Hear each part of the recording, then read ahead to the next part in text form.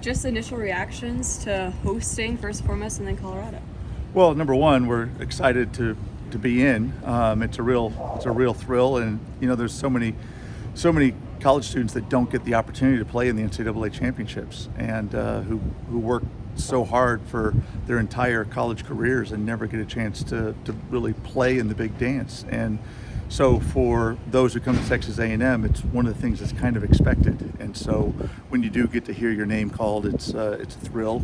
So for us to be able to play at home in front of the 12th man is obviously a huge thrill. And all the prognosticators were saying that we were not going to get in. I think that in 2016 we were the team that got in with the highest RPI ever. I think we were 57, and we got in. That was a record. And I think probably today, we were probably the highest team ever, the highest RPI ever to get in and be one of the top 32 seeds. So we'll take that to the bank as well. We're pretty proud of that.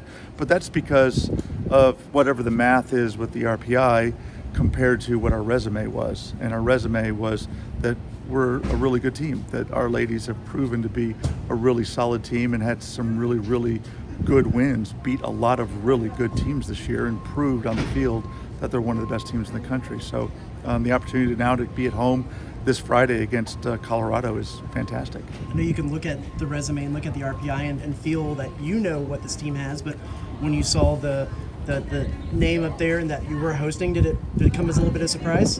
A little bit, sure.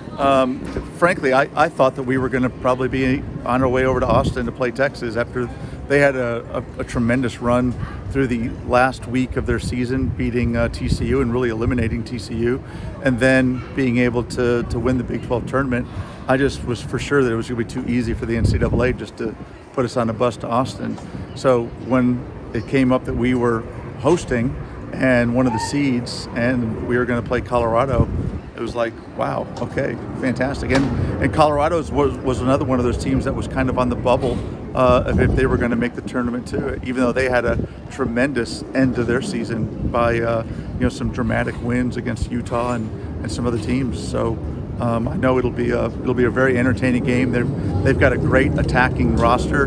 They're really athletic, and they're coming from the mountains, so they're going to be super fit and super motivated. How much pride do you think your girls have about in knockout format? We saw even the semifinal against Georgia even didn't come out on top. That y'all are, again, in that format going to be a tough team to beat, and y'all have had a lot of games where you tied because you haven't got both, but that's not really going to matter. Well, I think we're a tough matchup for a lot of teams. I think playing in front of the 12th man obviously is an advantage for us, but it's going to be what can you do on the night, and being back home, going on the road, being road tested was a real learning experience for a lot of our players, having to go and kind of our backs were up against the wall towards the back half of the season. Going and getting a shutout at Auburn was tough. Going and getting a shutout at LSU was tough. Those are teams that are proven tough games. And then winning at Tennessee, who's in the tournament, was a big win for us. And then beating South Carolina, who's another seeded team in this tournament, was absolutely huge for us. So there's been a lot of learning going on by this roster, and that learning now has proven to be very valuable for us as we've proven ourselves to the NCAAs. I know you're not trying to look ahead too much, but how much do you look back to the Florida State game and say, they ended up being a top overall seed in the tournament, the number one seed. Well, we played them, and maybe a few things could go different that game. Maybe we come out top. How much confidence do you kind of go back throughout the season and say, listen, we can play with anybody? Well, let's not get ahead of ourselves, because Colorado is really good, and we've come a long way since that first game of the season, and I know Florida State has come a long way. They didn't have all their players in that particular game, and I know that Brian has done a great job with them. So that's still, Colorado's too good for us to think about anyone but Colorado.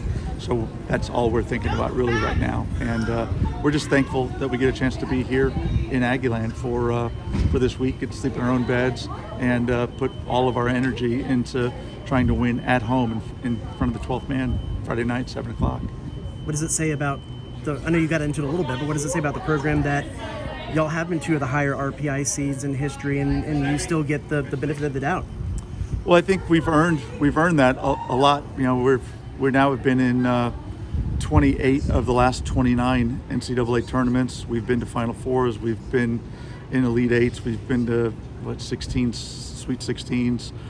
So the consistency of the program over the years, the way we play, we're not a team of thugs. We're a team of players that I think when people watch us play, there's a lot of respect for the way our women go about the game, the way that they respect our opponents, the way they respect the game.